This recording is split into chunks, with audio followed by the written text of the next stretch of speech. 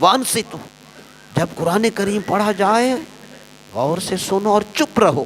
اس لیے امام جب الحمد پڑھتا ہے، سورہ فاتحہ پڑھتا ہے، تو مقتدی کا حکم ہے فقہ حنفی میں کہ وہ خاموش رہے، نہ سورہ فاتحہ پڑھے نہ کوئی سورت پڑھے، خاموش رہے. حتیٰ کہ ظہر اور عصر میں بھی چونکہ امام پڑھ رہا ہے، اور حضور نے فرمایا امام کی قرات مقتدی کی قرات ہے.